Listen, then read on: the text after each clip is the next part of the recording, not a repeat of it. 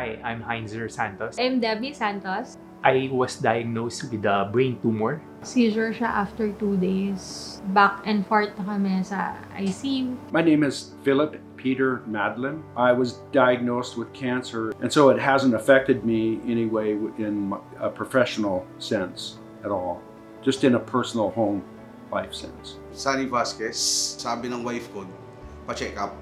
After a week, parang hindi ko na siya kaya, masakit na talaga. Nag-decide na kami magpa-hemorrhoidectomy. I'm Randy Harold Tulabot. Hardest thing for me was that I had water in my lungs, and doctor told me I needed an angiogram and probably an angioplasty depending on what the results are.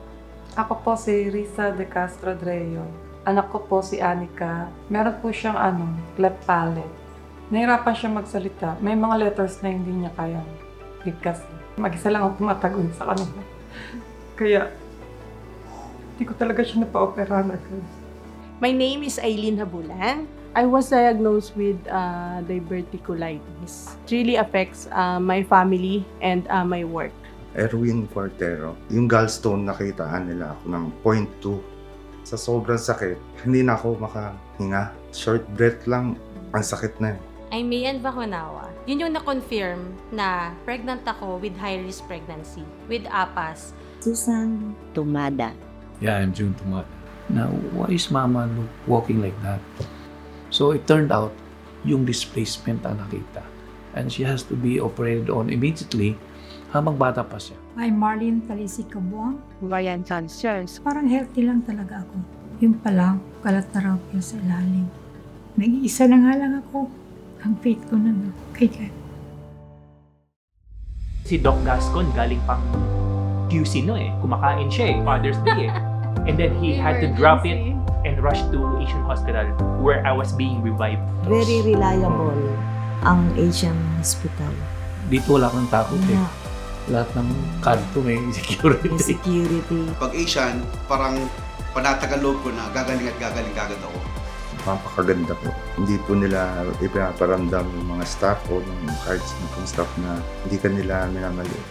Tulungan po ako na mapagaling. Kay Dr. Laguna, pina-feel niya sa akin na okay lang yan, kaya mo yan. Siya pa yung nag-update sa husband ko and sa family ko. Hindi naman nawala yung family ko sa tabi ko. Dito ako sa Asian, parang nasa bahay lang ako. Na ang family ko ang nag-alaga sa akin. Na lahat ng pangailangan ko na ibibigay nila. I'm working with a wonderful doctor, Dr. Gamboa. They have a great urology department here. Those are the special things that make me want to come back here. Inassist nila ako. Napabilis po yung proseso namin para ma-operahan siya. Yung doktor niya na rin po, napakabait din po, si Dr. Caleta.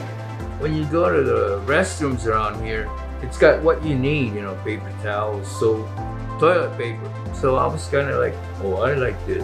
Si Nurse April nga po, she will make sure that you will feel comfortable. Mawawala yung kaba mo. Yung doctors, gagawin nila lahat para mabuhay ka. Alam namin, Asian Hospital, advance yung machines dito. Yung mga extra miles na ginagawa ng mga staff mo na talagang masasabi ko na na-train sila at yung ginagawa nila is passion. Talaga sulit, world-class, top-notch facility, highly trained personnel, and yet it's affordable. Talagang sulit. Amazing sila kasi parang US na rin ang nila service. And I'm gonna keep coming back because what I get here is worth it. Pag nasa Asian ka, parang nasa hotel Sulit. Pinakamagaling na hospital dito sa Pilipinas. Walang imposible sa Asian Hospital. Kaya yan!